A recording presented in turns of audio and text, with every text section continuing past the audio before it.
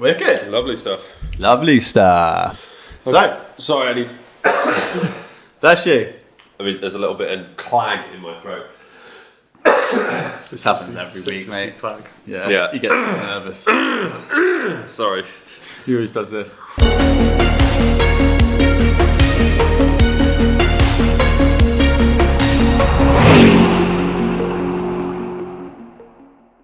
So cool. Welcome everybody to Ben and John Do Cars Talk Cars podcast. Yeah. Episode 16. Nice. We think that's right. We haven't actually got a count. No, the last one was definitely 15. Okay, nice. This week, Which makes this one 16. there's you probably noticed that there's something a bit different going on.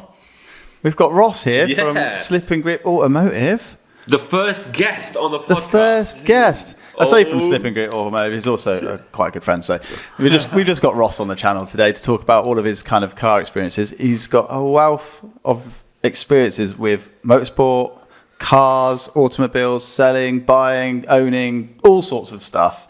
So we're going to delve into a little bit of that today. I don't think we're going to cover all of it because we've only got like an hour. Yeah. So that means Ross will probably be a repeat guest on the show, which is exciting for us because it gives me a little bit of a break from Ben.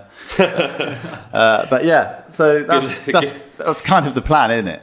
Yeah, I think so. We're freestyle. We haven't really got a set agenda. I know, Ben, you usually bring your iPad along, which has got a few bits and bobs on, so we'll have a look at that. I've got a few notes that I've made. Some interesting cars that I've seen out on the road recently. The sun has brought some interesting shit out. Hell yeah. Yeah. Let's just start with that. Yeah, okay, cool. Let's just pump the brakes for a second before we get into it with Ross, because we completely forgot to mention we are supported by The Streets Taverna. The Streets Taverna. Wow, The Street Taverna. Street Taverna. Go to Instagram at The Street Taverna. Go see him in Bristol. Go buy yourself a Savlaki. Say, let's do it. Get yourself some free ship halloumi upgrade. Yes. Let's do it. Right, back to the podcast. Right, Ross, what is your opinion on... I saw 2 in 2 days last week. I saw 2 944s in 2 days. Wow. And I was buzzing about it. The first one was a turbo. Nice. And the second one was a 944S, which I don't think I've ever seen before. I don't really know. I had a brief read up on them afterwards because I made a note of 944S, and then afterwards I was like, did I imagine that S badge? I was like, I'm not sure if that sounds right. Does someone just slap that on? Yeah, no. Does it actually exist? No, it is nice, a thing. Yeah. Yeah, nice. Cool. Yeah, certainly when I was in my late teens, early 20s, and I was buying cars or trying to buy fast cars for under £1,000. The glory days. Yeah, the 944 I think at the time was like just above that value. Yeah. I was like, I quite fancy one of those rear-wheel drive, front engine rear-wheel drive, a Porsche. Yeah. They got into a Porsche, I suppose. They've got the gearbox in the back, I think, as well, haven't they? I think. I'm not sure actually. Some bloke across the road from my dad had one. You might remember. A black one. He's moved now. Oh yeah, I do remember that. Yeah. I've got a real I never soft really spot. liked it at the time, but they've grown on me a little bit now. I really like the 944. I remember I did a track day at Goodwood once, and there were these old boys there with that horrible like 80s sort of, it's not silver but it's not grey, that kind of like dark silver light grey colour with like, Looks like gunmetal-y. yeah, but there's no shine to it, Yeah. and it's just a horrible colour. But yeah, they had this 944 in that colour, and it was just a 2.5. It wasn't even a 3 litre. Obviously not a turbo or anything. Bone stock. It was pretty floppy. Like you could see the whole thing was just. They were having a fucking great time. That's what it's all about. Yeah, they were just like, yeah, I've had this thing for 10 years. I bought it. Yeah, I bought it for £2,000 when they were really cheap. They were like, and he was like, never really needs anything doing to it, and we just fucking thrash it around Goodwood a couple of times a year. That was it. Didn't we go to that track day one time and that bloke had that race spec one? That yellow one? That was a 968 Club Sport. Was it? Was it 968? Was it? That Yeah, was I'm pretty sure it fucking was, rad. because that car was on an auction site recently. Was it? Oh, really? Yeah, I don't think it sold. It was a little bit rough around the edges, but it had It'd decent been raced. cage in it, decent Yeah, seats yeah, in it. I actually prefer the 968 to the 944. 968 is a fucking vibe, isn't it? I really like It's the quite a bit more expensive. Yeah, because was the 968 was that 6-cylinder, or was it still the 3 litre 4 pot? Not an aficionado of front engine rear wheel drive Porsches, unfortunately. But no, they are quite cool. I think the only Porsche I'd ever really steer clear of is the Boxster. Yeah, I mean, I would be tempted to get one. I don't mind a Boxster. I don't I'm just mind gonna put it. I never used to like it. I used to always refer to it as like the Porsche that people would find at the bottom of cereal packets. The poor man's Yeah, Porsche. Yeah, poor man's poor man's Porsche. Porsche. And it kind of still is, but the newer versions ain't fucking poor man's Porsche. You need to be a bloody wealthy person to afford one of them. Yeah. However, a Mark 1 Boxster S you can get fairly cheap. And that'd be alright, I reckon. Yeah, I don't mind them. If I had that sort of era for that sort of sports convertible, it'd have to be an S2000. Oh, yeah. Yeah. I mean, I'd probably... Yeah, it'd either be an S2000 or a... MGF, mate. yeah. I always think like Z3 or something. Like, I'd be interested to get one of them just to mess around in. I'd have loved the Z3M Coupe. Oh, my Yeah, God, yeah, yeah, yeah. That's not The money convertible. on those now is That's- ridiculous. Yeah, they're rad. Oh, But not convertible. that's a nice segue, because have you seen that BMW have announced a concept of like a modern version of that? Have you seen that? I think it's called like Actually the... looked alright. It looks fucking rad. Sorry, Clag. I think it's called the... what was it called? BMW Concept Tourer? Nice. Coupe Tourer or something. Mate, that'd be so wicked. They didn't put the terrible grill on it, I don't think. No. It was a- Really? Yeah, it's a great looking It car. looked like a normal grill. Fucking hell. Yeah, the BMW gone a bit mad, didn't they, with grills? I think their whole design's gone a bit mad, to be honest. It's funny though, it's actually growing on me a little Yeah. bit. I don't Yeah. know whether that's because you just get used to that's just the way a BMW M car looks. I think that's or- exactly it. Because we had the same conversation a while back when that first one came out. We were like, what the hell have they done? They ruined it. Like, that looks insane. The Rear M3 end still Touring looks amazing. Oh Yeah. my Until God. you get to the front. And you- Yeah. If they... I could get over that because it's just like a dream car, really. the A wagon. yeah, sorry, boys. You can look past the grill on the M3 wagon. The previous 3 Series, was it the F80? Yeah. The one before Yeah. looked so much better. That's still a great looking car, I think. Yeah. Mate, wrap your fucking eyes around that. Oh my goodness gracious me. It's like a shooting brake. Yeah. That's fucking rad. How cool is It that? looks a bit like the FF. doesn't Yeah, it? it Yeah. does, yeah. It's going to be a bargain Ferrari FF. Yeah, I literally just thinking Well, that. there's Another there. car you showed I'm just not. me. Proportions are a bit odd at the They're back. It's really, very short. It looks Back. better in the digital pictures than in the set pictures. That looks incredible. That's got to be a real picture, right? That's, is that a real picture? or Maybe is that some an cooler art- wheels artwork? than that. The wheels. Yeah, the I wheels think look a bit. They look a bit gangster. Alpine. They do look a bit Alpine-ish, yeah. They look a bit Fast and Furious. Those wheels. No, it's not necessarily a bad thing. I'm seeing a bit of AMG GT in the rear lights as well. Yeah. Even so, that's a fucking great looking It's a car. cool car. Yeah, I don't like the what chrome engine around are the they saying things. that's supposed to have?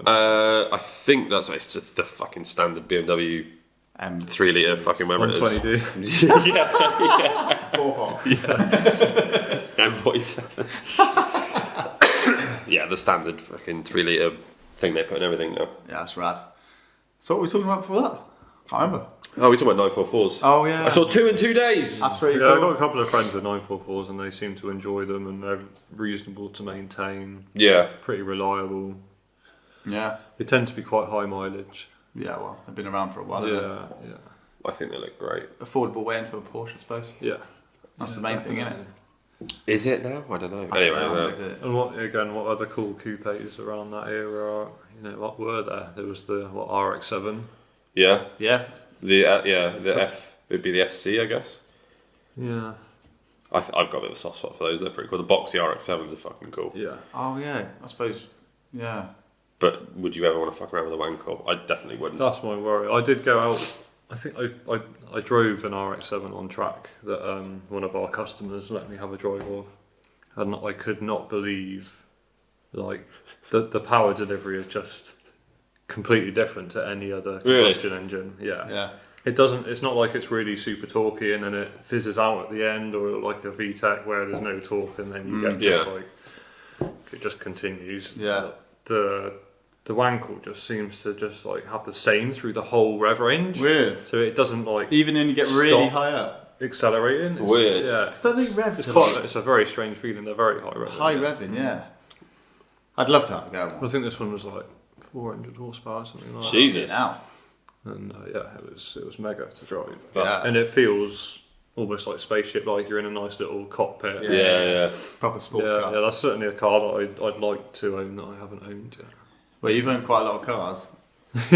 Maybe we should get onto that. Yeah. Yeah, Talk us through kind of like Sorry, I will try to keep. We don't want to the get confidence onto of it. all of your cars because I reckon you've probably got 100 plus in your like arsenal of previous cars. Yeah, personal cars. Personal cars, Yeah. yeah.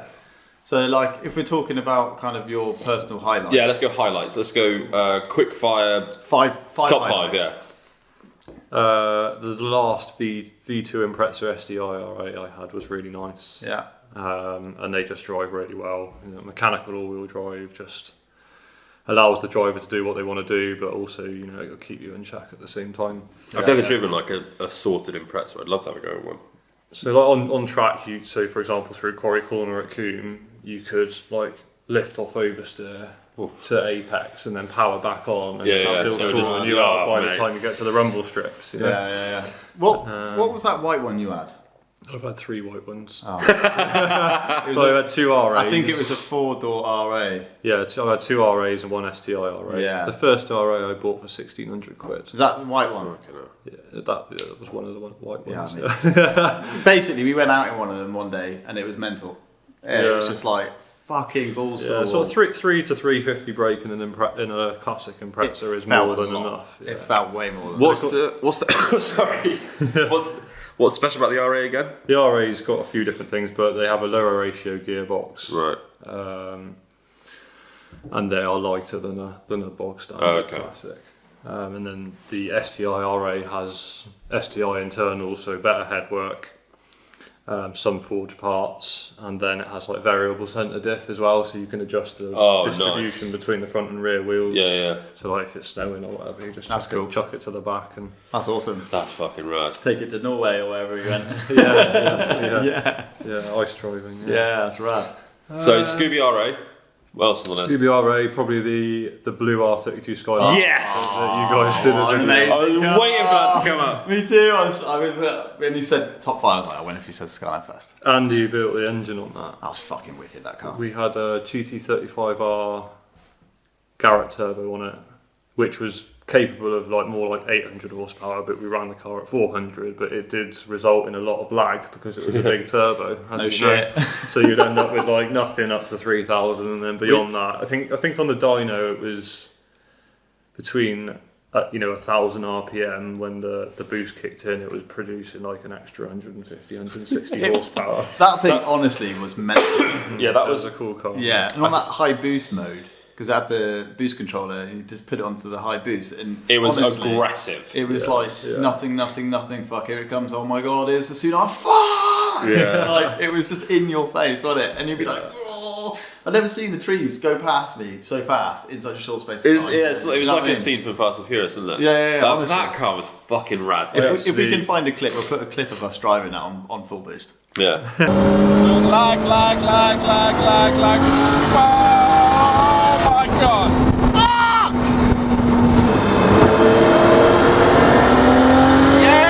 Yes! For me, this is great. So good. I actually I stopped timing at the Nurburgring because of that car. Really? It started getting Sketchy. too dangerous. I'm not surprised.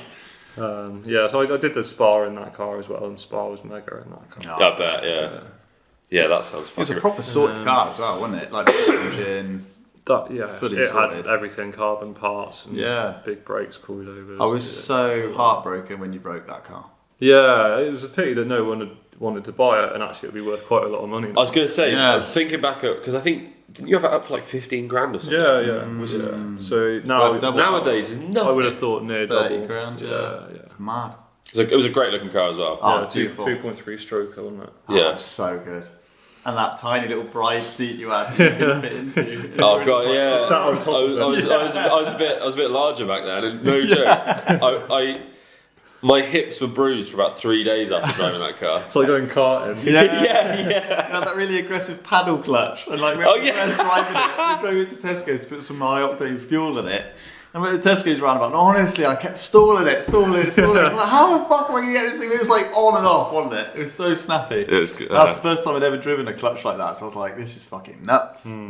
Such a cool car. But once you got used to it, fuck me, it wasn't that good. The best all-round performance car I had in terms of like being able to cruise and use it as an everyday car, but also have a lot of power was that E90. Yeah, that was Yeah. also a like a lovely four-door car. M3 just looks awesome. Yeah. Over 400 brake NA. Yeah, with that EDC dampening control. Yeah, that's that was wicked. cool. Fucking hell. Sorry.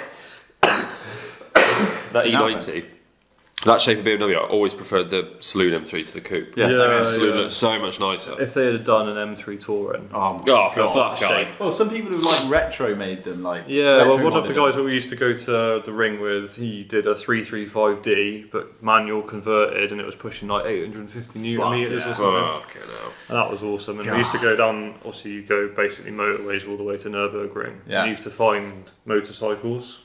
Oh, to race. No, you used to drop in front of them, drop a gear, and then just smoke them. Smoke. Just roll coal in front of them. Poor bastards. Naughty. Yeah, that shape. That chassis as well. Like, I've got that 530D at the moment, E39, and that feels like a big, heavy, like wallowy car. Yeah. And then as soon as I get into my Mrs. E90 estate, which is just a 320D, the chassis on that car Yeah, they're great. for a normal car is Yeah. amazing. Yeah. They're really good value now, actually. We're saying how expensive everything is. Trouble is, I've always the got soft- 320Ds and that shape of E90, They're high mileage now, man. yeah, and they hold their money. Yeah. And people Do they? don't sell them because they just keep hold of them because they just keep on going. Yeah, I've been looking. I always look at E90. So I used to have a 320D E90 and I loved it, but then I sold it, and it's still going now. My sister's got it, but I always look on Auto Trader for like 330s, 320s, even 318s because I'm just like I just want to get back in an E90. Yeah, because you had a Touring as well, didn't Yeah, you? loved it. But they, like you say, they hold their value. They're still. I had that thing sideways around the BP run at Almsbury. You did. And I didn't crash it. No, I had Ross's 330D sideways around that roundabout, and I crashed it. Yeah, that's a story for another podcast, which you've already done. Blame the open diff. Yeah, Yeah. yeah, and the greasy road. Yeah, and my inability to drive rear-wheel drive cars. I think E90s are getting they're falling victim to the drift tax a little bit now as well. They will do, I suppose. Yeah. Because they're like a 325 E90 is cheaper than E46 now, or at least the same price, but more power. Right. So like a few people are starting to a few of the What, buy E90s to drift? yeah loads Yeah, especially, I suppose. But a sorted one, like even a 320, you're looking at like still $4,000 for a really nice one. Used with high mileage, which is nuts. Really? 330s, there's still some on there for like $6,000-7,000. Really. Yeah, and a 330i, some of them are up there for $10,000, which is nuts. E46 M3s were 10 grand not that long ago. Yeah. Yeah. Right. So it was an M5. wasn't Yeah. it? E39. Yeah, Mate. I just don't even talk about the E39 M5. Yeah, so I nearly got one of those instead of the E90. So what's fourth on the list? Third on the list, fourth on the list. Sorry. Yeah, probably the Volvo. Yes, Nice. respect. So Nice. the C303 6x6. Nice. Yeah, the army truck. Yeah, that's mad. That was just That just is- purely I just need to have something like that. Yeah. Just to go down Salisbury Plain. And How often did you take it off-roading? I probably went Salisbury Plains like 3 or 4 times in it. But Chippenham should be like 20 minutes from Salisbury Plain, but in an army truck it takes an hour. So, Yeah, true. Valid point, yeah. So yeah, that was good fun. That was only like 13,000 kilometres on that truck. Wow. Really? And it was a 77. Yeah, that's mad. So we'd done like no distance at all. You sold it now? Yeah, sold that now. Mate, Yeah, tax so exempt Volvo club over here. I'd agreed to buy that Barn Find Celica GT4, Oh, and I hadn't sold the Volvo yet. So I was desperate to sell. So you might not have seen. I this. haven't seen that because obviously I've been on Facebook for months and months. I saw a and months. I saw a You've Celica got GT4 the other day as well, now. actually. Yeah, so Talk to me about I GT4. obviously work for this auction house, or I work for several auction houses, but the local auction house I work for, Richard Egmond's Auctions, sent me an email to say, there's a barn find locally to Chippenham, can you go and have a look? Nice. So I went to have a look, and at the front of this massive barn with like 30 cars in it was this Celica GT4. Fuck yeah. But it wasn't an ST205, and it wasn't like the Bug Eye one, and it wasn't the early 90s, it was the first generation wedge shape. They're the best, Jay. Yeah, pop-up headlights. You're like, I want that. I was like, I'm How having much for that. He said it hasn't been on the road since '96, so it's seen 7 years on UK roads. Cool. 79,000 miles on the clock. It's mint underneath. It just wants like restoring, basically. Mate, right up your It's street. being restored at the moment. Was it that shape? Wow. Or was it the Bug Eye in Sega Rally? How much did they want that for? It's a bug eye, say, It was Riley. the Bug Eye. Yeah. How much did they want that for? I'm not. Okay. We need to discuss what you got at a bargain. It's going to cost a bit of money to restore it because I want to do it factory, standard. It's still got like standard radio in it. Steering love wheel all of and that. everything. It's still got standard All about exhaust. Has it got that trademark Japanese smell to it? Yeah. That weird. It is a UK car though. Is it? Yeah, and it is one of the last 200 made Wow. of that generation. Wow. So they're all numbered. How many did they make? I think it's 4,200 and So something. not many then. So there wasn't that many. That's such a better looking car than the And Bug-Eyes. there is not another for sale in the UK at the moment. So you've got a bit of a gem there. So there's a couple in Europe for sale. So yeah, it should be a good little earner. And I don't just buy cars to earn. I buy cars because I like the cars. Well, obviously, but But it's nice to Make a bit of to money make a here bit and of there. money. I don't think I've ever made profit on a car. I don't think I've ever. I hate not lost making money. You've sold a lot of cars. I've sold a lot of cars. 'Cause you I owned a lot do of cars. sometimes buy cars because I think yes, I'm going to make some money in that. But I enjoy the process of Yeah. going through the restoration and using companies that I use all the time to do Yeah. certain jobs because Yeah. I can trust them to do it. Yeah, absolutely. Makes sense. That makes a big difference having a network you can rely on with that kind of stuff. Yeah, and I guess that's part of owning a local company like that is you get to know all these sorts of people, Yeah. customers that you deal with, and Yeah, who you can trust and who you can't. And yeah. so yeah, that's a cool thing. That'll be a cool thing when it's done. Yeah, what else? S12, S13, S14, Oh, Sylvias, The list goes on, doesn't it?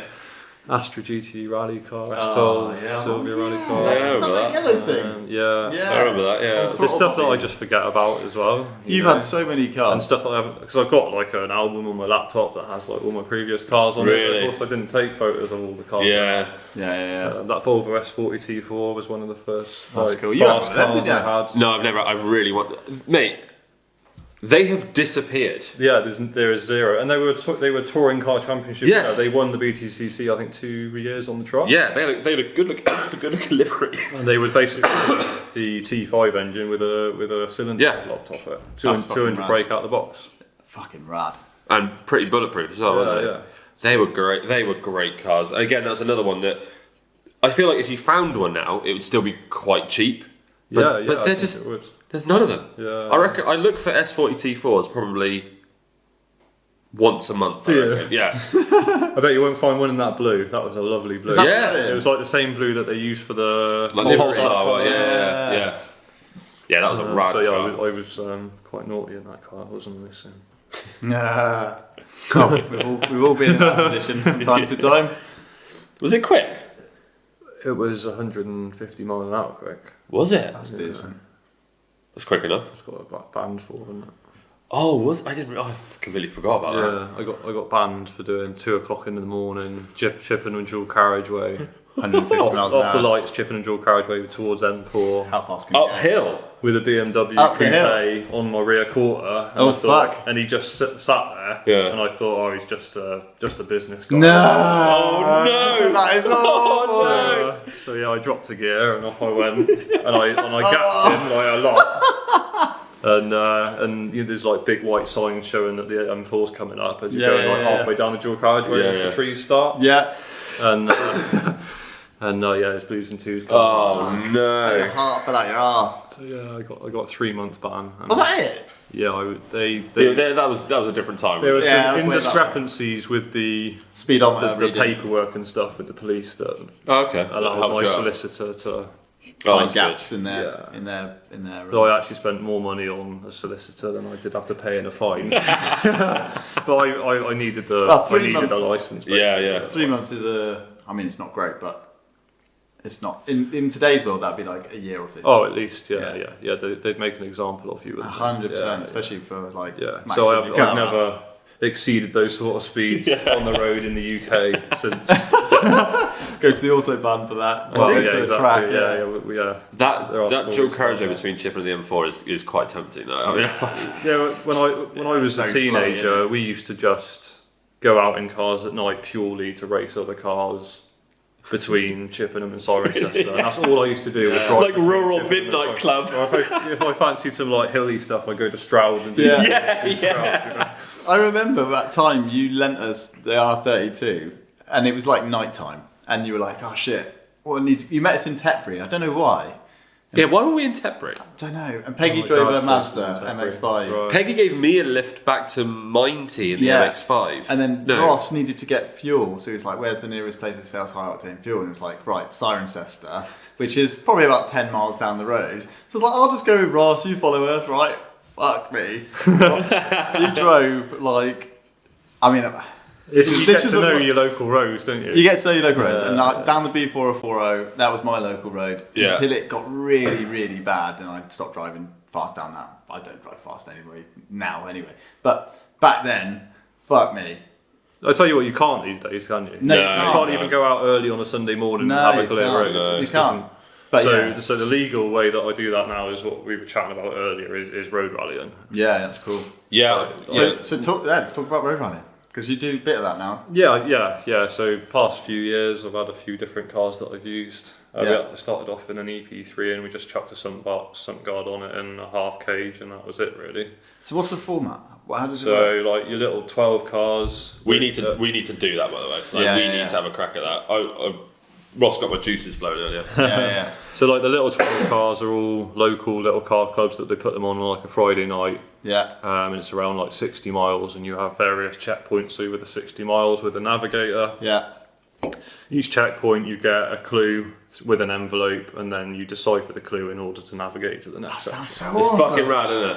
And So- is it like, in terms of checkpoint timings, it's not how fast you can do it, it's how well you stay within the confines of that stage? Within the timings, so you Yeah. have to be, if you're too early to a checkpoint, then you get Penalised. penalised, and if you're too late, then you get penalised. Love that. Yeah, we need to have a go on one of those. Strategy. And if for anyone max. else wants to go and have a go at it, just find your local car club. If you're in the area like we, in Wiltshire like we are, there's like 7 or 8 car clubs locally that you can join Really? with doing 12 cars. And some of them have like a beginner class, so if you're not that into map reading or deciphering clues, then they will give you a drawn out map, Yeah. so that at least you can do the event and understand how it works without having to worry about That would where be you're what we going. need to do first time. Will they allow a bone stock XC70?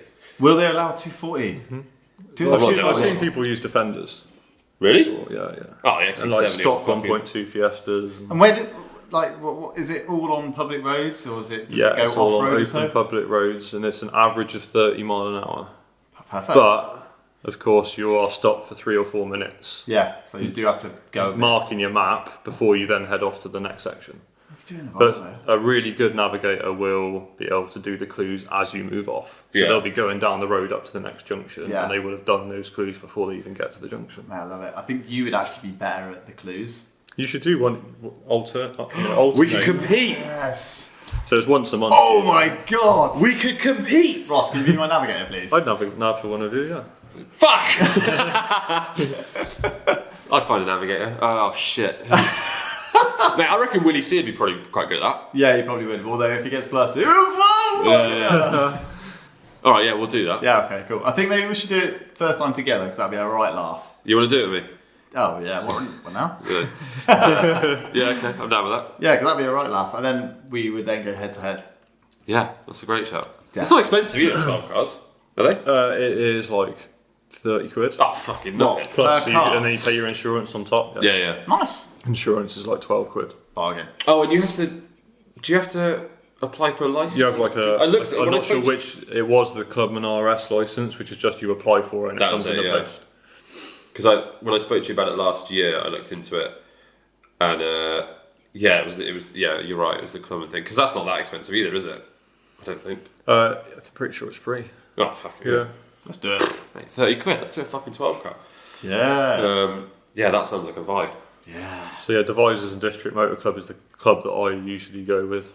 And then there's like Bath Motor Club as well. They do larger events like the Targas as well. So Fuck yeah. Oh yeah, mate. Tell us about the Target. You So did. That Target is- sounds fucking rad. So Targas again is like road rally regs, but you use a road book to navigate between stages, and the stages are on private land. So in February we did Bath Targa, and that was starting off at Castle Coombe, Yeah. and they did laps of the outer roads plus their gravel rally stage, Oh my and God. onto the track as well. Oh my god, that sounds amazing. And then Charlton Park onto the private estate, and that was on gravel. So fucking amazing. And then Kemble and South Cerney airfields as well. Oh my god, how much is that? That was I want to say that was about 160 quid. Worth every nothing. fucking penny. So for a full Nothing. day, 100 miles, I think it was 48 miles stage miles. Yeah. and 48 flat out miles. Oh my god, that'd be amazing. Yeah, that's a good. And crack. again, and that was the one.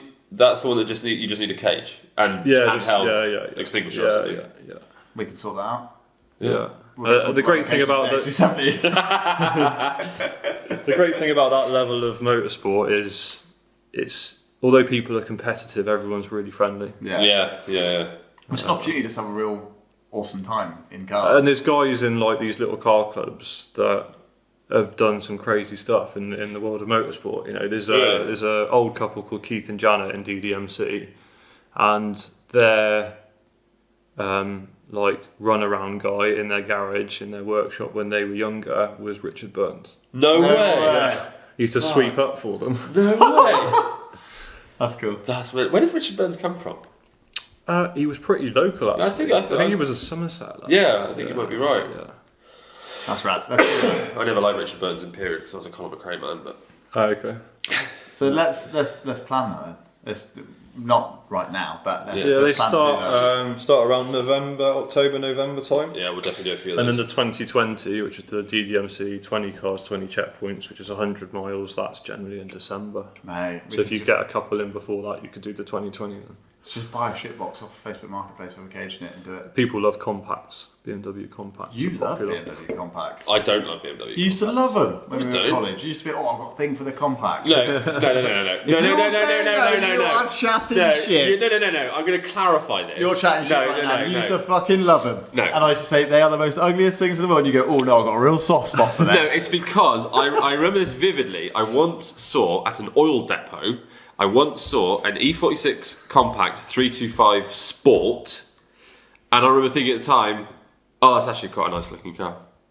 And that was it. It surprised me. Every time we would see one of those when you're around, you go, oh, I really like them.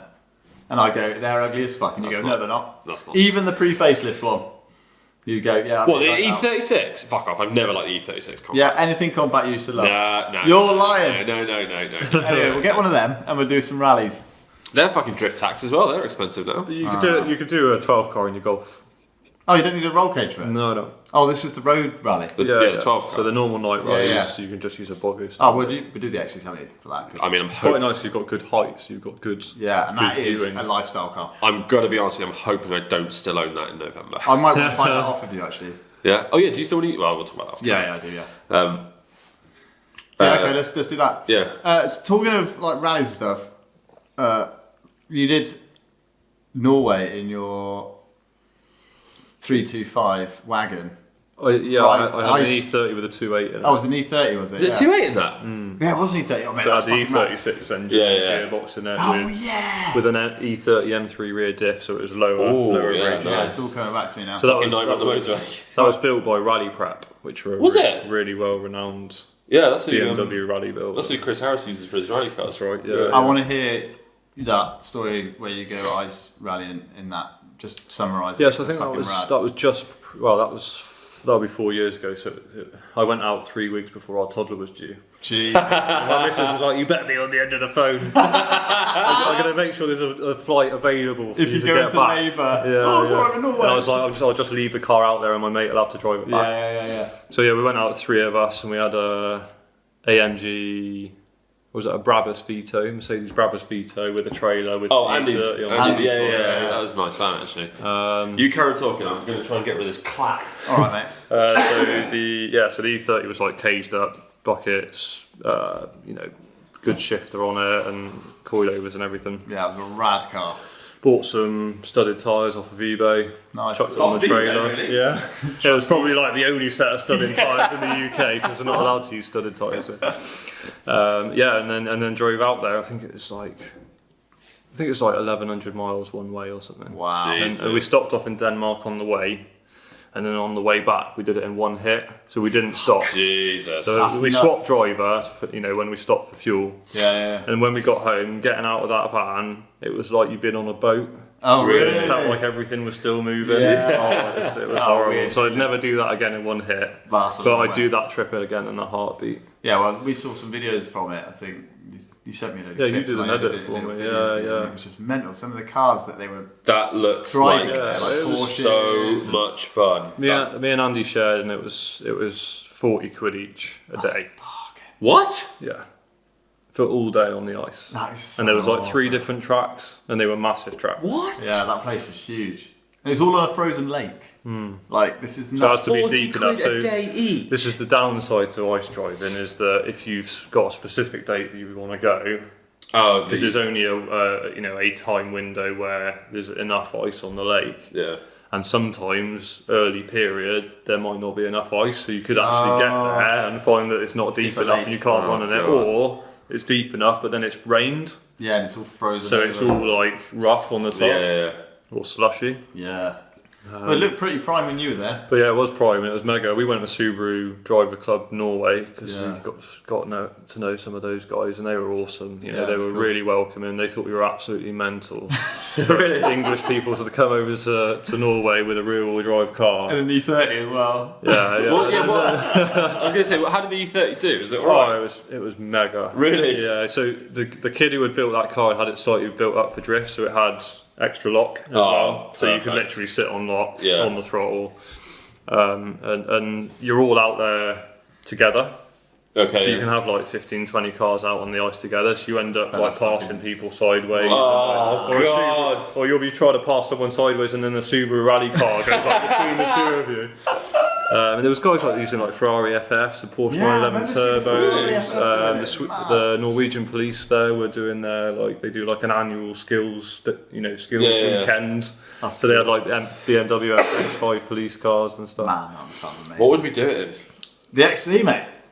I mean, actually, would be pretty rad. The wouldn't it? Volvo. Yeah, exactly. Well, the brown You one. don't need any power. There was like brown one an would old get there. diesel swapped Galant there. Really? Yeah, it was just like pouring out coal sideways. And an old Merc as well, Merc diesel. Oh, yeah, that would be a fucking vibe. An old, like, C-Class or something. Oh. Yeah, I've Or a done my, 7 Series. That'd be mental. done my fair share of like driving holidays, and that was the best. Yeah. Was it? It looked Yeah, amazing, honestly. Like, watching the clips of that, I just thought that's fucking amazing. Yeah, man. Like, when do you ever get to drive? It's on like snow, exciting essentially? but chilled at the same time. Yeah. Whereas if you go to like somewhere like the Nurburgring, It's a bit hectic. Yeah. lapping the Nurburgring is nerve wracking. Yeah, I mean, I'll be scared to drive hard around the Nurburgring, and I've never done it. But I've done 4 laps around the Nurburgring and I shit myself around the whole way. Actually, no. I shit myself on my first lap. Got a little bit more comfortable on the second lap. And on the third lap, I came, the fucking barrier toll booth thing at the start. got overconfident. No. I was in my old CLK, my 230 compressor. And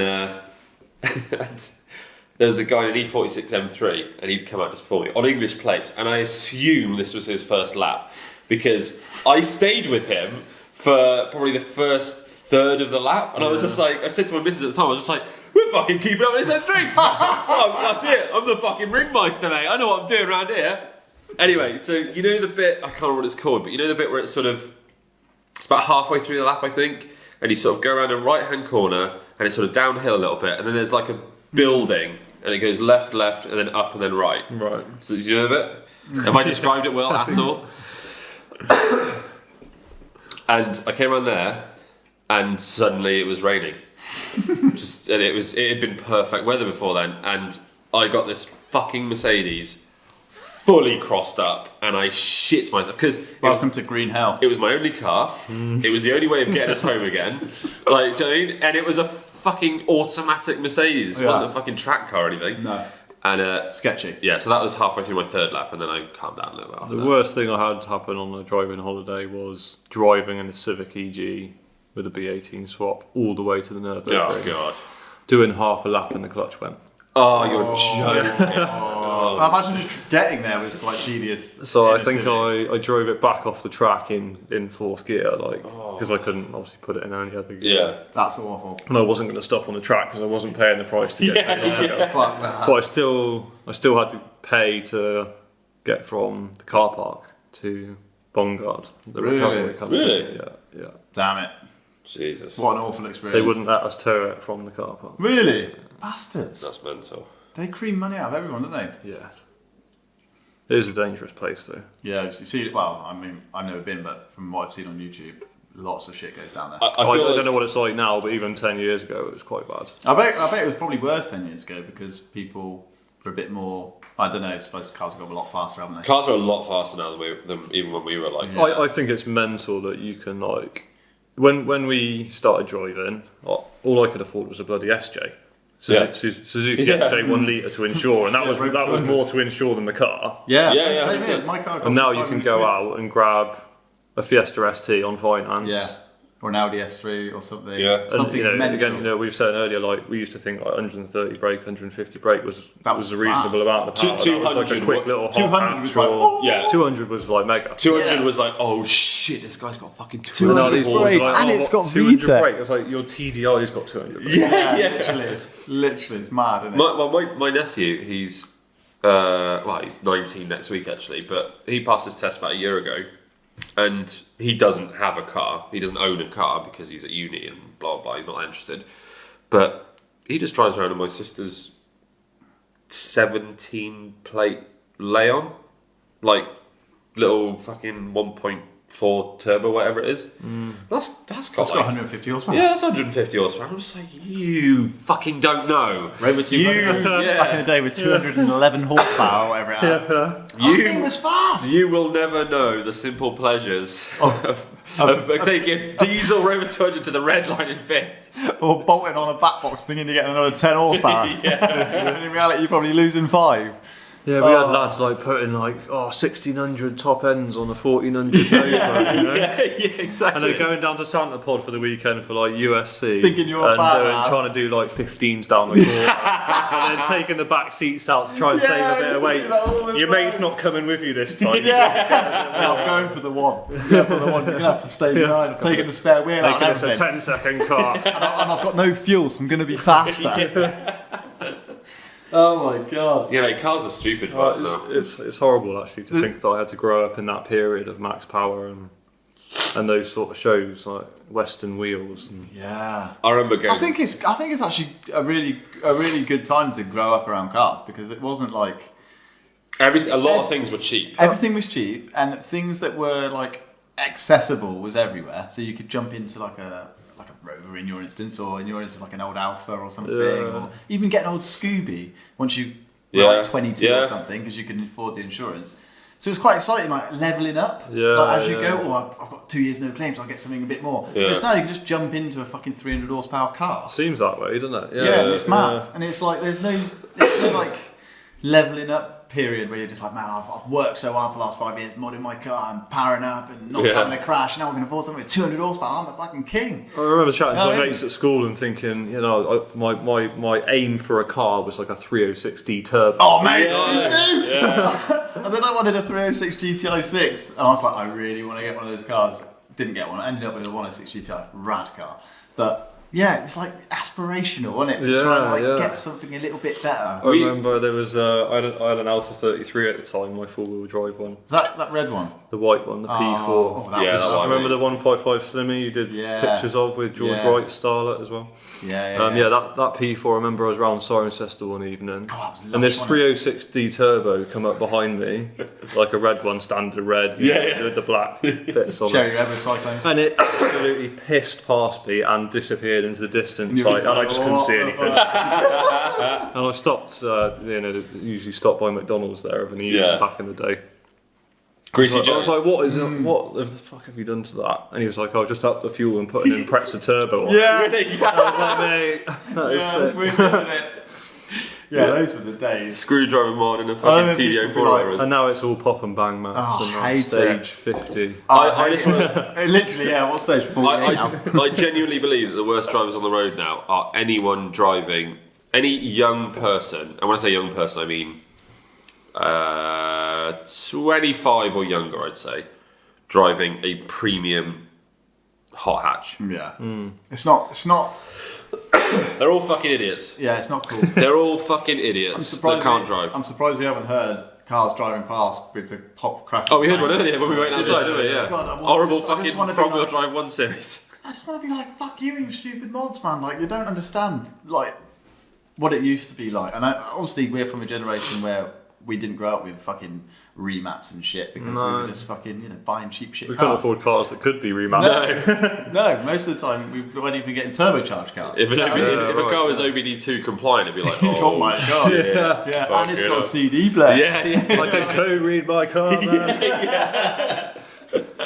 But you see it like you are right. People driving hot hatches that are like 200 horsepower, like a Focus ST that's been mapped, with pop, crackle, bang map. Wait, that's has been mapped as 300 horsepower, pretty much. Well, even like a Corsa VXI as well, 300 horsepower. Like, what is going on in the world? And then these people don't even know what they've got. They don't even appreciate what they're driving, and they're driving like cunts. Excuse my language. And these pop, crackle, and bang maps. I don't even know if I'm describing that right. What are they called? Pop, bang maps. Pop and bang maps. You're describing Rice Krispies. Yeah, the Rice Krispie maps that people put on these cars. It's fucking ridiculous. And these people are driving around. Right? There was one the other day. He was booting up in second gear, letting it rev down and on the over. And I was just going, mate, you don't even know what you're doing. One, you sound like a complete knobhead. Two, you're probably blowing up your turbo bit by bit every time you do that because it's unburnt fuel in the exhaust system. And he's just there going, I'm the coolest man in the world. I'm just like, no, stop it. I can appreciate it when it's like An Aston Martin. Yeah, or like that. Yeah, I don't know if you saw the S15 that we had for sale recently. That was owned by a local lad called Brody. It was in his early 20s, and he was running like 600 horsepower in his car. Wow! And that flamed. Yeah, that's genuine flames. But are fine. That flames were required. Yes, and it's proportionate. You know what I mean? Like it fits. It's relative. Yeah. What was the spec of that? Was that? So so they're at RB25. Oh, right, yeah. Swap. Wow. Yeah.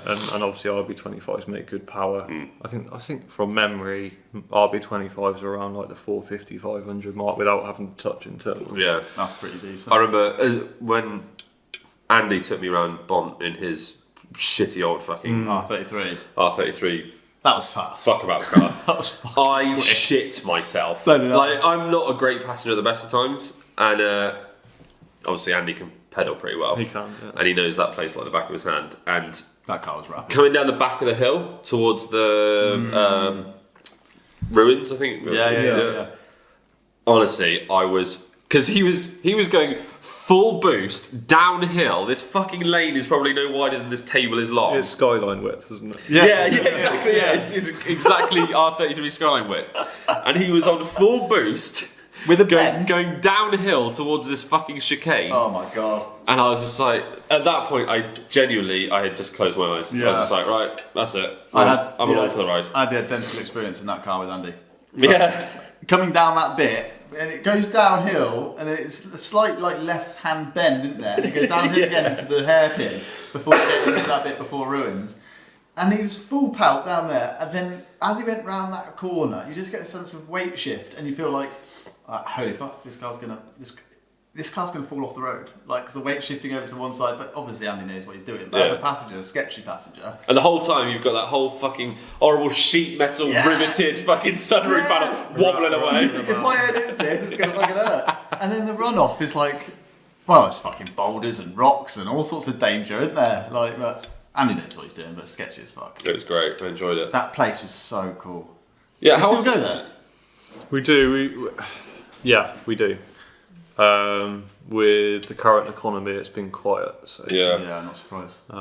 We're just trying to focus on other stuff at the moment. Yeah. Hence more car sales and selling model cars and working for auction houses and. Yeah. I just try and like if stuff gets quiet, I still try and do things that I enjoy doing, and that is of course usually car related. Yeah.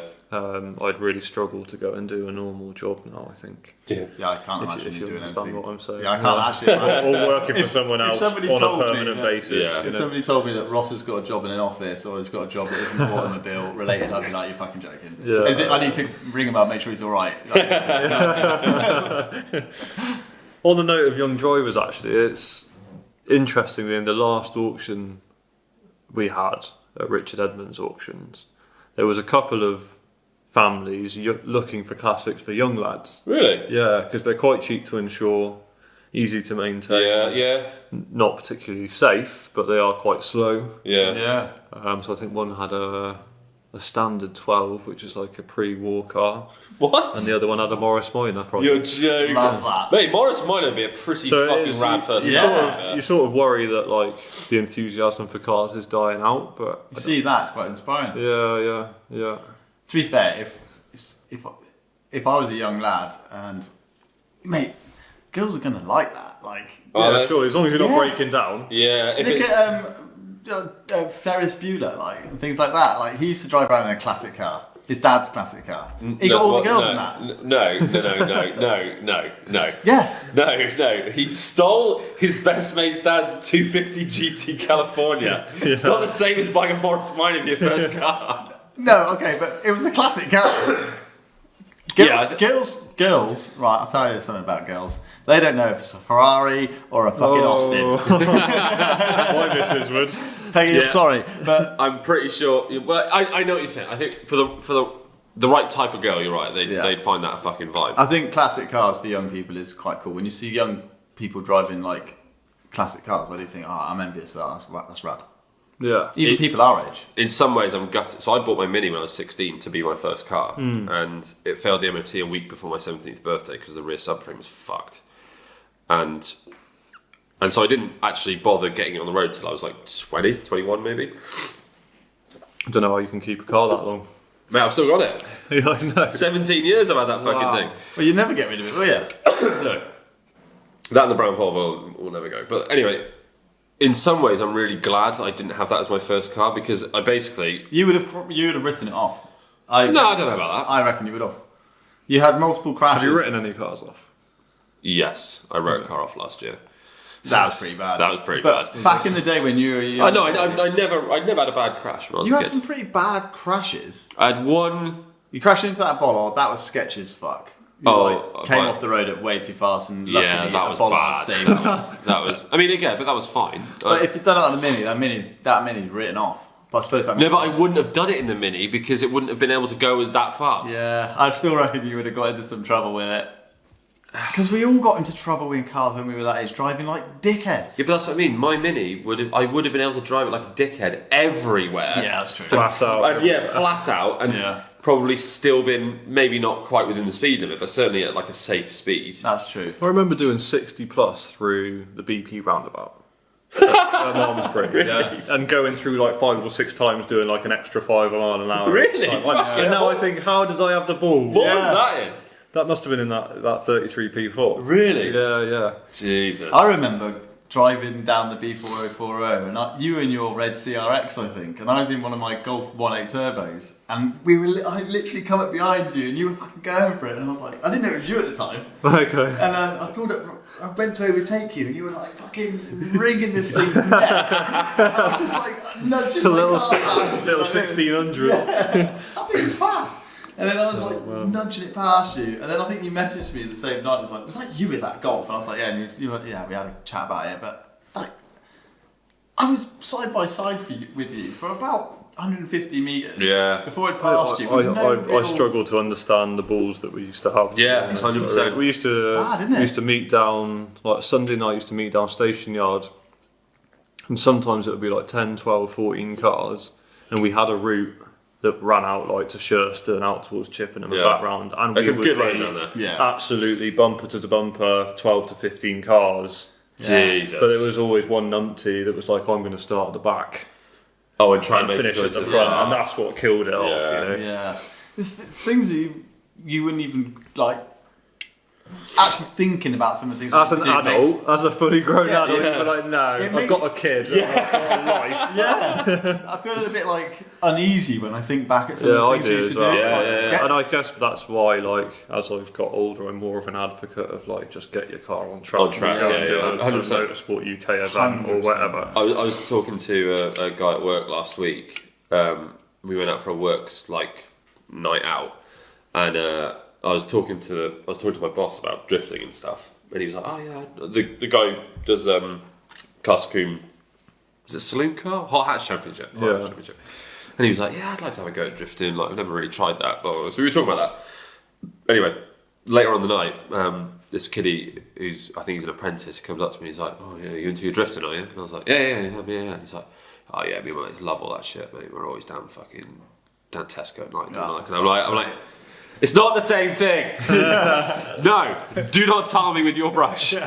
It's not the fucking same thing. I am not who you think I am. 15 years ago, maybe, but not now. Yeah. I've got standards. And like you see it all the time, not just drift.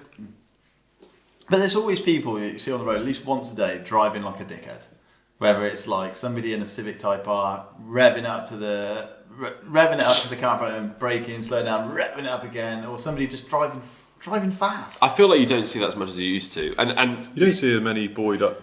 No. Buoyed up. Right, you know what I mean? It's You don't see many of those sorts of cars about. No, you don't. It's people in like cars that are more powerful than they can handle, driving like dickheads. And you That's think, certainly more regular, isn't it? yeah, and you think that's because the So it's power just more is so accessible readily to have it. available. Yeah. And that winds me up a little bit because I think these people are going to have an accident, and it's a matter of time. Like we've all been there, where we've driven. And you cars probably don't like see that.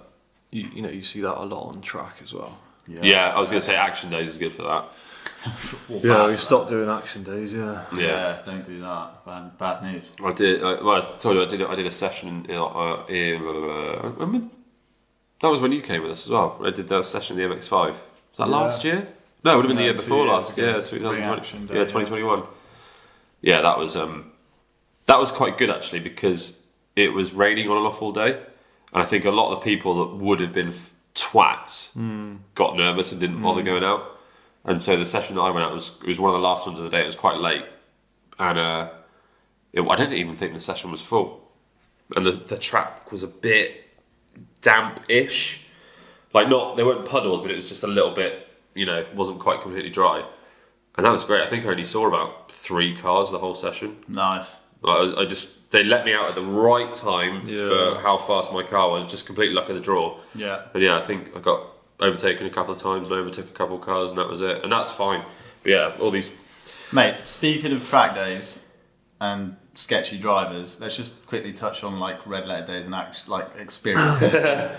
Ross used to work briefly for. Let's not mention any names. Yes. But yeah, I worked for a company that's quite popular in providing both supercars and movie cars, shall we say? Yeah, okay. It doesn't take I was just going to say because there's only one doing it. And don't get me wrong, we all make mistakes in business, and then we all try and make improvements. But I worked for them for a period of time, and it was reasonable money. It was like 120 quid a day. What were you doing? Is it like as an instructor? Or As an instructor, Okay. which is hell, frankly. I was going to say, because people who do red letter days aren't necessarily true petrol heads. No. They might like cars, and I would say a large quantity of them have never driven on track or in a large open space before, which is where you are. Yeah. So that was very interesting. Actually, the kids were the best. Yeah. Really? Because they listened. Yeah. Yeah. And I guess they wanted to be there because they were into cars. Yeah. So that was, and the reason I stopped was because of the safety involved. Really? Yeah. I can see why, because like as somebody that's into cars, go into that. I didn't go into it with any expectation of it to be a good day because I knew what these things were like. The cars that they drive, they just rinse them around track. They probably get serviced, I don't know, once a month. Brakes get checked every now and then. They're just designed to be rinsed around. The brakes get checked when they run out. Yeah, yeah, and the one of the cars I drove, they were basically run out, right? So I went into it with the expectation of these cars are going to be hanging, although it would be cool to drive a Ferrari, I'm going to have a go, sort of thing. And I went with my stepbrother and my stepdad, and they were buzzing about it, and they freaking loved the day. As I came away from the day being like, that kind of sucked a little bit, but thank you for the experience if you're listening. But I drove a Ferrari. I think it was I want to say it was like an old 355 or something. I don't know what it was. It was really old. Can't remember now. With gated gear stick. Well, mine a 355. Yeah, left hooker or right hooker? I can't remember. But anyway, the instructor that came with me obviously had his own set of pedals, his own freaking idea of what I should do, telling me when to change gear. So he'd tell me to change gear around 4,000 RPM, which was fuck all on this thing. Yeah. So I was consistently revving it higher, right? Going like, fuck you, I'm going to get my money's worth and I'm taking this thing high in the rev range, right? Sort of thing. If I did that, he'd be putting the brakes on. You're joking. saying you can't do that, you damage the car. You damage the car. You can't do that. Can't take it out. You damage the car. And the brakes, basically, the discs were so warped that, they were just so freaking warped that every time you put your foot on the brake, your brain felt like you were going to get concussion because you're smacking against your skull. So it was not safe. The steering rack was loose, like not particularly stable. Awful. And it was just an awful experience to the point where, like, I said this on the last podcast about the Porsche that was on the same day. I came away from it going, that has completely ruined my opinion of Ferraris, even though I knew that wasn't a good example. But it just shows you that these companies are just literally money making bastards. I think there's certainly that lower end of that industry is what we're talking about now, but there are some really good experience stuff. Pedley's talked about Palmer Sport a few times. You can get some really good rally school days. You can go to the Nurburgring and hire a car and have the guys that I work for out there, RSR, they've got 50 cars to choose from. 50? Yeah. Did you drive some GT3s around there? We had GT3s and GT3 RSs. Could you imagine renting one of them? So we had to drive them from Spa to the Nurburgring Spa sometimes. Oh mate, was that just the fucking dream or what? Yeah, I think when I was there, I worked out what I was being paid an hour, and in motorsport you do a lot of hours, and I think I worked out that I was being paid like £2.76 an hour. Oh my god! But the experience of being out at the Nurburgring and Spa and working there on some cool cars and meeting cool people was an experience that I will never regret. Yeah. But in terms of earning money and paying bills, it was no good. Work out, no. Yeah. So we used to have to get to Spa from the Nurburgring for 8 o'clock track day start, for briefing. Yeah. So we'd have to leave Nurburgring first thing in the morning when the roads are empty. Amazing. And there was a record. An unsaid record within the working family as to who could get between the Nurburgring and Spa the fastest. That sounds amazing. So I think the record at the time was in the R35 GTR, which had sort of just been released in the past couple of years, and I think I beat it by 7 minutes in a GT3. Really? Yeah. Jesus. And I got told off by the boss because I arrived at Spa and I'd hit a little starling bird. No, it's at all in the about front grille. 120 mile an hour. And in Germany you got steel plates, and it had dented through the steel plate and it bed itself in the front grating of the GT3. So my first job when I arrived at Spa was having to fish out a bloody dead bird Oh god! out of the front of a GT3. That's fucking hilarious. So it was great to experience, because I was in my early 20s then. So it was great to experience some cars that I'm probably never going to be able to afford, even now, Yeah, well, talking 100,000 plus cars. Yeah, 458 Speciale, and Really? Integrale, and 308 GTB. Oh. Yeah, some really cool kit. Even Megane R26R, you can see those. Yeah. they're worth That was a cool car. Yeah. That sounds amazing. There's not a few. There's a lot of cars on my bucket list of cars I need to drive at some point, and a Porsche GT series car of any shape. I don't really care. I didn't like Porsches, and then when I got to drive those, it changed my view on them completely. Because I think you guys have said this. It was to me the 911 was like the car you buy if you're not that really into cars. A sports car. Then I drove the GT3 and GT3 RSs, and I was like, that's what it's all about. Yes, This is a car. A 997 GT3 RS would be the one for me. That would be. I really want to have a go on one of those on a track, ideally. A track that I know, and I don't know that many tracks. I'm basically saying cool. They're absolutely lush, aren't they? A really good driver gave me a couple of passenger laps around the ring in the 4 litre. Oh yeah, the limited edition. Yeah, the 997 that was insane. Yeah, really. Yeah. Wow. God, it'd be lush. Yeah. They're just weapons. They hold their money so well. I remember I did a track day at Goodwood once. Might have even been the same day that these old guys in the 944 were at. But there was a guy, the 991 GT3. Was it the GT3 or the RS? Might be the. Anyway. a 991 GT3 or RS, I can't remember, had just been released. It'd been out for like a couple of months, if that. And there was this guy there with a red... Yeah, no, it was just the standard GT3, it wasn't the RS. The RS hadn't come out yet. Because I think in the 991, the GT3 was manual and the RS was paddle only or something. But there's a weird... The 991 was the first after the 997, wasn't it? Yes. That was, it was not auto, but it was PDK. paddle only. I think they were going to release it as an option on the 991.2 or something. Something like that. Anyway. And I was like, why? Why would you do that to a GT3 RS? But the gearbox on the GT3 RS manual is amazing. Is it? Yeah, it's just like, it feels so good. Yeah. It's notchy, but precise. Yeah. You know? Oh, love that. And I was like, why would you take that feeling away? Yeah, that's the joy of driving. Yeah. So anyway, so this dude had a just released. He had one of the first in the country, 993, whatever it was, 991 GT3. I think it was just a standard GT3 in red, gorgeous car. And he'd had it for about 3 months, I think, 4 months, and he bought it to do track days in. That was it. And so he'd done. I think it had 3,000 miles on it. Wow. And all of that was either driving to track days or on track. And so this thing had been ragged to fuck since day one.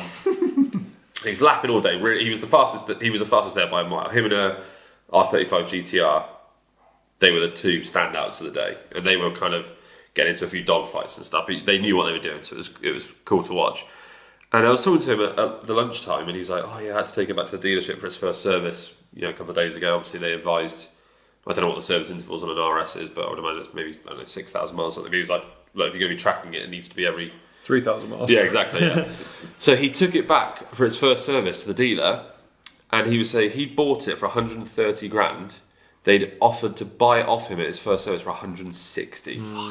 Even after it had only lived on track and been ragged to within an inch of its life, they were just Wow. like, we can't buy them fast enough. Like, Yeah, I think Really? the thing is with the GT3 and the RS and those sort of cars is they are built and designed for do that. that reason. Yeah, so yeah. they will have, a dealer's quite happy if you're smashing it around the track, and I think they even still cover it on warranty. really? Wow. Yeah. Well, it's designed for it, isn't it? Yeah. Bulletproof, yeah. basically. Yeah. For that reason. So yeah, red letter days. Yeah, not safe. Not In my eyes. So look, I haven't done any since I've worked with this particular company. For some examples, one event I went to, there was an R35 GTR they were using. Bearing in mind that as an instructor, you are responsible for that car. So if it has an incident, you can be liable for the damages. Oh fuck! Jesus. But they're letting you out in dangerous cars. So Yeah. there was an R35 GTR, and we were at a venue where it was like proper roads with curbs and stuff, Right. and there were thread showing on the tyres. on Oh the R35. god! Jesus. And also they had a Supra, Yeah. and Was it orange by any chance? it might have been No orange. comment. And the seat belt You're right. was not like you'd expect a Supra seat belt to be. It was tied to the back of the What? front seat. To the back of the seat. Oh my god. Oh god. Yeah. Well, I drove an R35 on one of those red letter days, and the instructor was actually a really sound guy, and he owned an R35 himself. So I was like, okay, cool. So you know all about the car, blah blah blah. So we got chatting about the car. Immediately on starter, gearbox fault on the dashboard. Service gearbox fault, blah blah blah. So fair enough. As long as it fucking works, I don't care. I'm only going to be driving around. Not my the car. track. Not my car. Yeah, I'm only going to be driving around the track twice. But as we were driving it clearly had some sort of boosting problem. It didn't boost properly, so it would boost and it would die off, boost again. It would have some leak or something. It wasn't boosting effectively, and it wasn't very fast as a result. That's the general consensus I got, was that if it would still run and drive, they'd still use it. Yeah. And I said to the bloke, I turned to him and said, "This is fucked. Like this car's I'm no fucked." mechanic, but this car is not healthy. I was like, "This is not this." Have you micro swapped this GTR? Yeah, what's happened? I said it's probably like on 2/3 power. Your boost leaking all over the place, and there's a gearbox fault. So it kept like dropping out of gear and trying to change Yeah. gear when I wasn't decelerating because it was a manual, automatic. And he said, His like go-to line was, no, it's serviced properly and it's absolutely fine. Yeah. Right. By the end of it, he was so sick of me saying to him, "It's fucked." He turned to me and went, "Look, mate, I know what you're saying. I've got one myself, and this ain't like mine." Like he was just like he couldn't hide it anymore. You know what I mean? Because it was like you could blag probably 99% of the people that go on those days because they don't know what Absolutely. these cars are. And then Absolutely. somebody comes and challenges you, Yeah, and as yeah. they're talking about, it's like And you know, the guys that work for these days, like they're awesome guys. They have to deal with hundreds of people every day in the car that they're a passenger in. Yeah. And, you know, big kudos for them for still doing it. Absolutely, It's a good yeah. little learner if you're like a racing driver that's trying to Yeah. make your way, or you're looking to improve your instruction skills or whatever. yeah, good for the CV. But just be careful.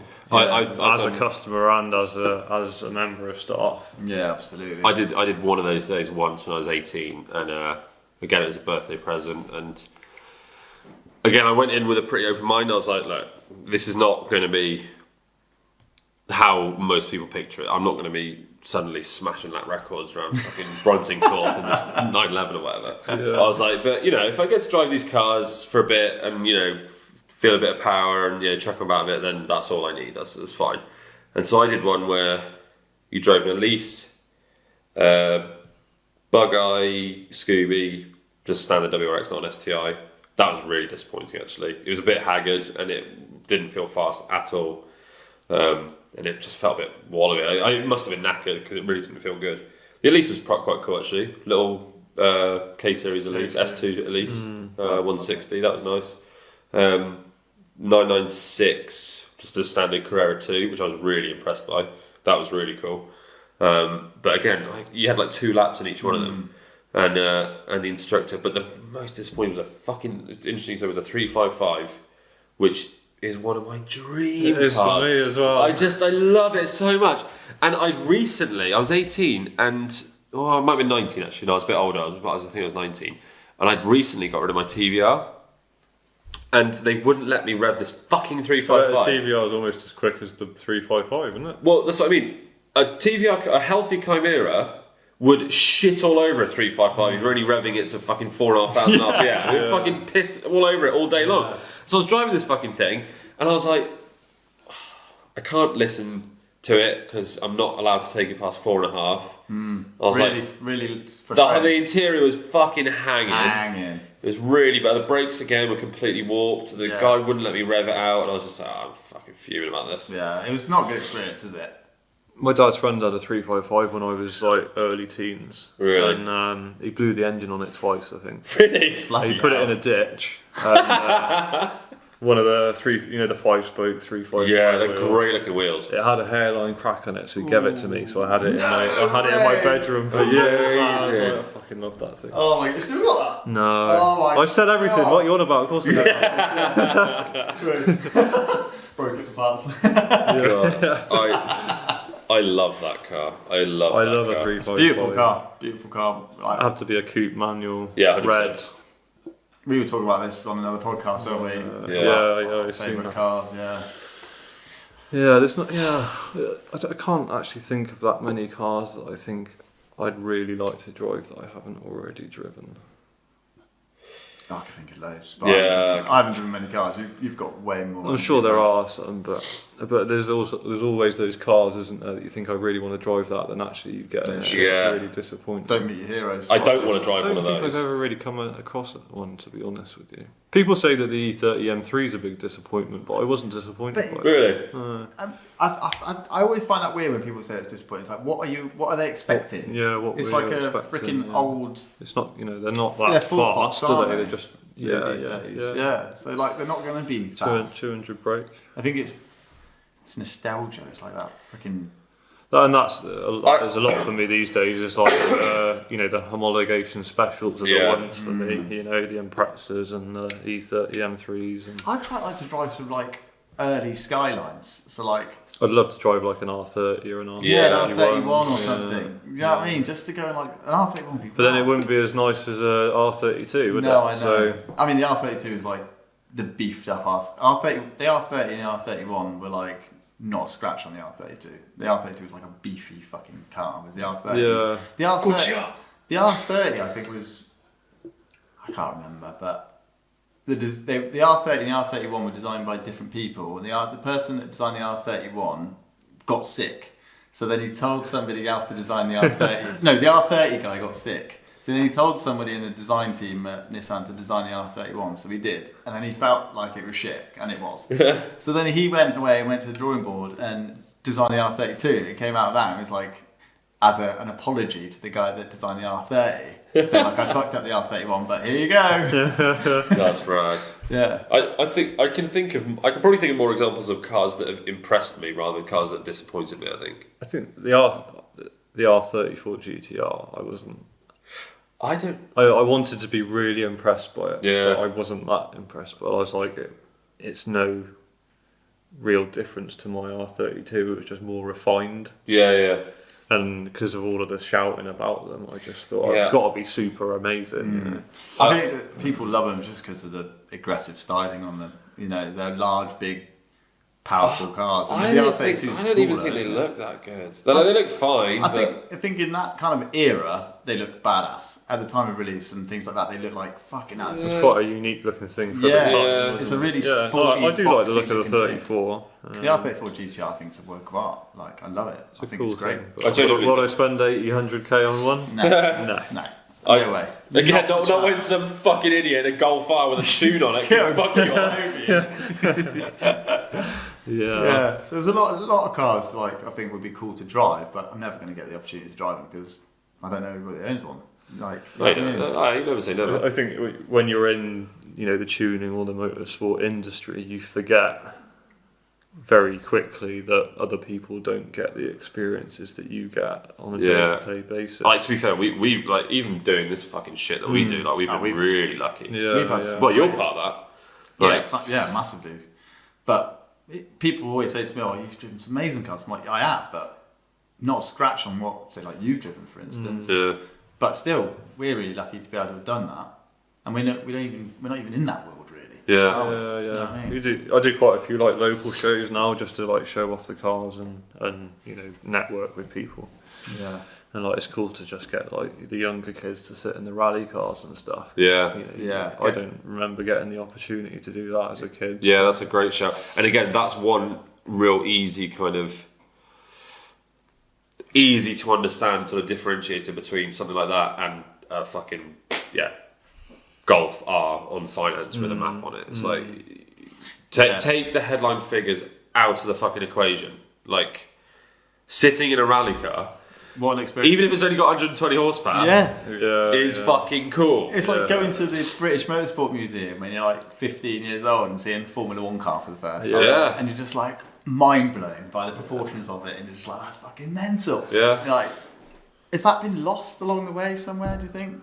Does that happen as much? I don't know. I'm not a kid anymore. But that's the trouble, isn't it? Yeah, I think certainly in the rallying world, it's quite a big thing for the kids to like go navigating because you can navigate on a road rally from 12. Like. Really? Yeah. And they do junior championships and stuff now in rallying. That's awesome. So we saw a lot of like under 17s testing at Bont.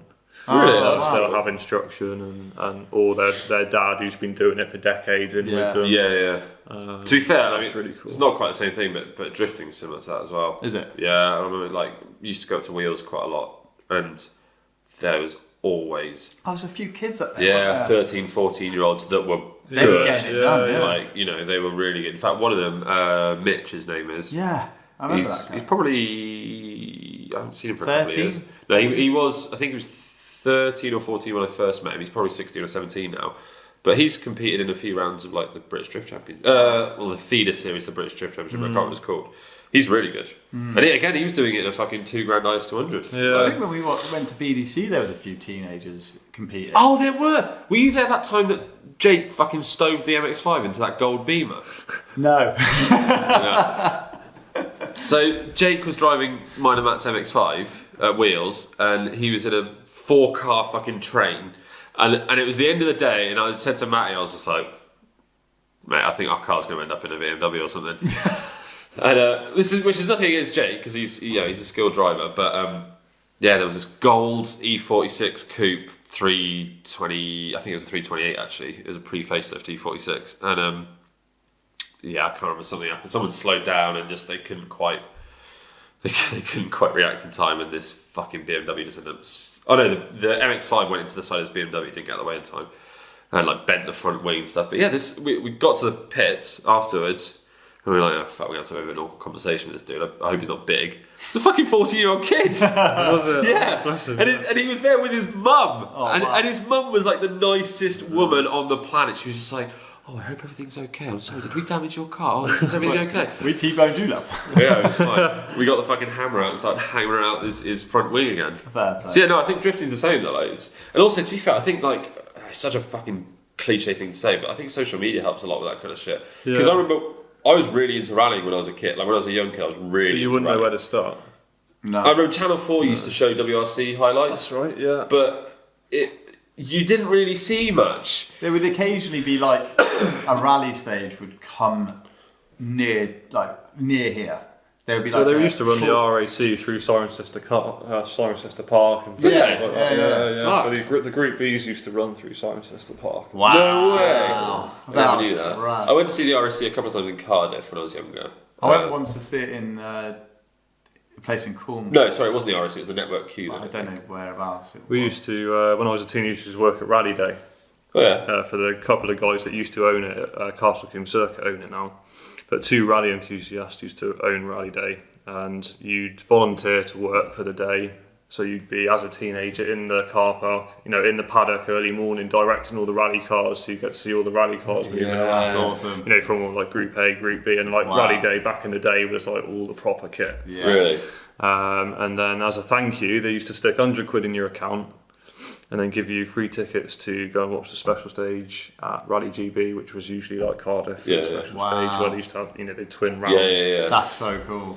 And everyone lived in the area, so we'd all meet in Chippenham. Of course, all the lads would have like rally-derived road cars. Yeah. So you'd end up with like a Evo 5, an original Lancer Turbo, a Focus RS, and you'd be flat out down the M4 to Cardiff. And you'd be coming back at like 1 a.m, flat out. Yeah. And I remember coming around the bypass Chippenham on the way back one night in a black Evo 6, and we were going so quick that he just overtook an ambulance on the bypass because he was just trying to get on. and this was like Blues and Twos ambulance. Yeah.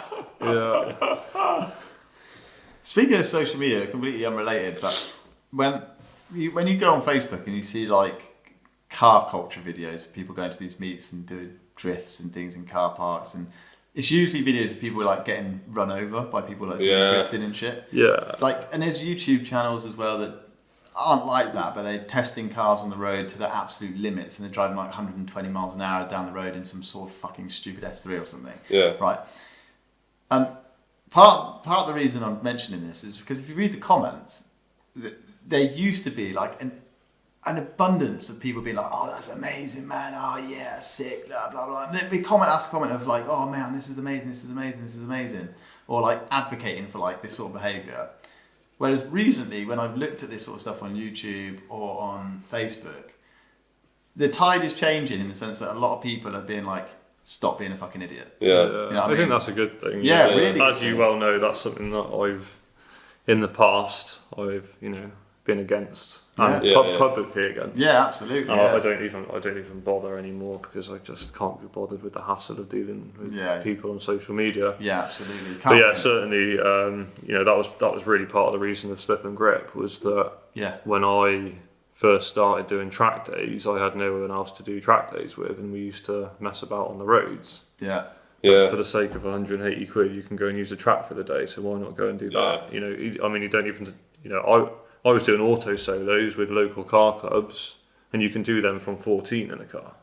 Yeah. So if you're worried about your kids on the road before they, when they start driving, get them to a bloody auto solo before they go on the road, and they will learn car control. So if they shit themselves on the road, they've got a chance of bringing it back again. Like, Because none of this business with the fucking government wanting to say to kids, "Oh, you can't have other mates in your car for the first 3 years Yeah, of driving." fuck off. How about teaching them how to control a fucking car in a slide or in a crash, so they can Absolutely. actually save their mates? Yeah, Yeah. exactly. Because it doesn't mean after 3 years they're going to be any better drivers. Yeah, you're at the same level, just 3 years older. All right, you might be slightly more mature then, but I was still a fucking idiot when I was 3 20. years in your driving career, let's say, is fuck all, isn't it? Yeah, You know what I mean?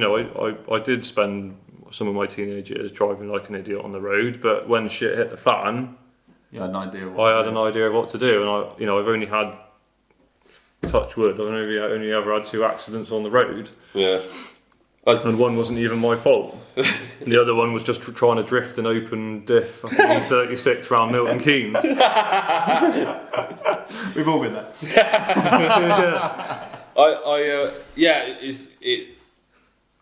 I think kids need to learn car control because again, I used to be a fucking idiot when I was a kid, but by the time I got to 17, I'd been driving the field for probably 5 years, and I'd done everything. I'd not, to be fair, I'd never driven a rear-wheel drive car before. But other than that, I'd done handbrake turns, I'd done J turns, I'd fucking put it in the hedge, I'd put it in the ditch, I'd fucking jumped it. Do you know what I mean? I'd done everything in a car. And so, like, yeah, for example, the first crash I ever had was when I took the bollard out on the Bassett Road. I was such a fucking idiot. I kicked myself to this day about this because me and Will were going to Bassett to get some cash out. I'm sure you can guess what that was for. I was 17.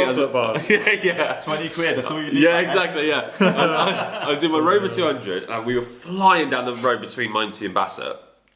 You know that little trading estate with D Goodenough in it? Went past there and there was a fucking Arctic parked on the side of the road, unloading, like curtain side thing, unloading.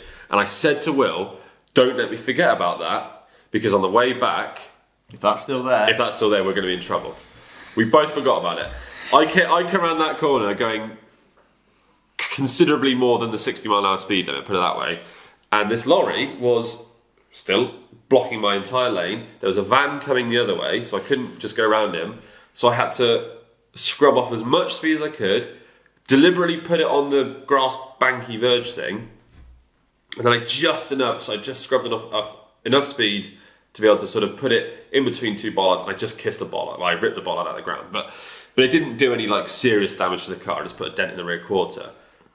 But if I was 17. If I hadn't had any experience, if I'd just passed my test, you could have panicked. that would have been It a was the really difference bad between situation. progressive braking and slamming on your brakes and just ending up sideways in the line. Exactly. And just panicking. If you didn't have any experience, you would have ended up in a lot, probably gone into the back of the lorry Or the van. worse, the van, Yeah. and created a massive incident. And I'm not trying to say that I'm fucking Colin McRae, No, but it's just a base level of car control. Yeah. I remember coming up again Chippenham dual carriageway from the M4 up to Chippenham, and come over like past the trees, and it's like over a rise. Yeah. And it was wet, and I was in the Impreza on nearly bowls semi-slip in the winter, and I come over the rise at like quite a high speed. Yeah. Just like, ooh. And there was a traffic jam. Oh, fuck. No. And I was in the first lane, and there was more traffic in the first lane than was the second. No ABS on the motorway. Yeah.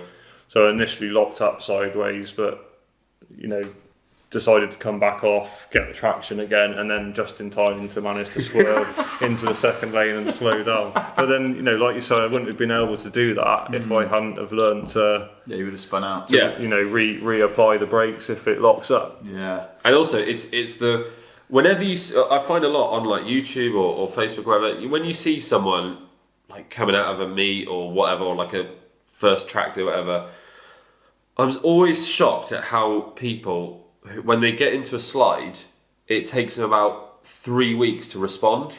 So literally, you'll see someone, you can see the tail end coming out, and they get to about this angle, and then they start putting lock in. Instant, I'm just like, what are you doing? Like, surely, can you not feel that? But maybe they can't. Like even going drifting with you, like in the Mazda, like I didn't have much experience with rear-wheel drive cars other than driving my E90 and crashing your car, but I wasn't. My car control in rear-wheel drive cars was arguably just as good as somebody that hadn't driven one because I never really tested what it was. And we went drifting, and the first time I got in your Mazda, like 5 mile an hour trying to drift it, I'd spin out every time. Yeah. But then progressively, once you get used to the sensation and the feel of how the car's responding, the skill set establishes quite quickly. Yeah. When you're in an environment that allows you to test the limits. Yeah. Whereas a lot of people are trying to do that on the road and then they're crashing. Yeah. You know what I mean? So that's the difference. Yeah. So an environment like that is perfect because Yeah. it allows you to explore the limits of the car safely and quite slowly. Yeah. Without Very slowly in that very case. slowly.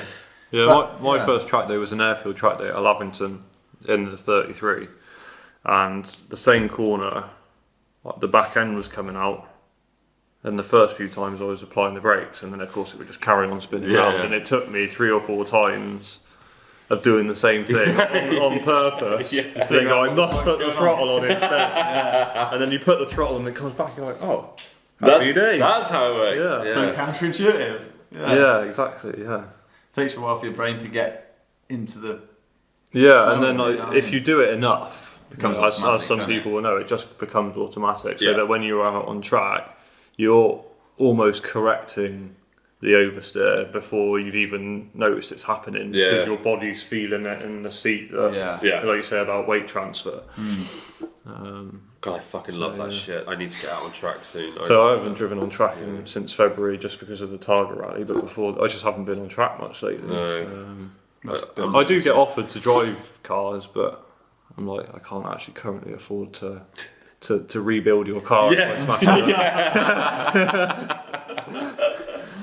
Right, I think we need to wrap the podcast Yeah, up it's been a because bit of a long one, yeah. we're getting on, but it's been awesome having you on. Ross, Thank you, thanks for guys. coming Yeah, on. awesome. yeah, that was great fun. I think we've got plenty of topics to visit again in the future with you on. So, Yeah, please. Yeah, yeah, I'll come back. no That'd be worries. awesome. Yeah, we'll do that. I'm down with that. I forgot to mention at the start. I will do it separately. I forgot to mention the street tour. I'll do it now. No, I'll do it. We'll stop it. We'll do it separately, and I'll loop it at the start. It's Okay, fine. Cool. So yeah, like, subscribe, share, all the usual shit. Yeah. Don't know why I'm looking at you, Ross. Do it. Yeah, I will. I listen. Yeah. Ross literally listens to every podcast. And I think it's awesome because I'm not sure how many people do that. There's a few, and I mean literally a few. Is there anything that you want to mention in terms of? Well, check out Slip and Grip on Facebook and Instagram. Yeah, I yeah, assume. Yeah, just Slip and Grip Automotive. Google it. Check out the website. There's some articles on there that I write of like car features and events and stuff when I can be bothered. And then there's some classifieds on there of car sales and cars that we sell and cars that go to auction through us. If you're looking to sell a car, like collectible, unusual, low miles, give me a shout. Nice one. Fancy, That's your man. fancy having a crack at an XC70 with 185,000 miles. What about a Mark 6 Golf with the engine management? I'm not a light on scrap man. and no MOT. Yeah. Speaking of which, my golf's going to go to the scrapyard soon. Oh no. I can't. Well, if you do get rid of it and it's cheap, we might have it as a field car. Oh yeah. All right. Fucking. Have you got a field? No, but one of our friends, we used to do. Oh, I've seen that over by Pre-COVID, Charlton. we were doing annual field car days just with a bunch of friends. I saw that. We ended up with going up to a £500 budget. Yeah. And awesome. everything from Mitsubishi space cars to Volvo S40s. Yeah. And some of the boys obviously like rear wheel drive stuff. Yeah. So that's a good crack. The only thing is that the field's quite rocky, Yeah. Oh, is so it? you get smashed windscreens quite easily. Pop tyres okay. and stuff. Pop tyres, yeah. But it's mega fun, Maybe we'll talk about that on the next podcast. Right. Thanks again. Nice. Yeah. Thanks, guys. See you on the next one. Yeah. Let's do it. Let's do it. Well, hey. Let's do it. Yeah. Double yeah. God, I've got so much clag in my throat.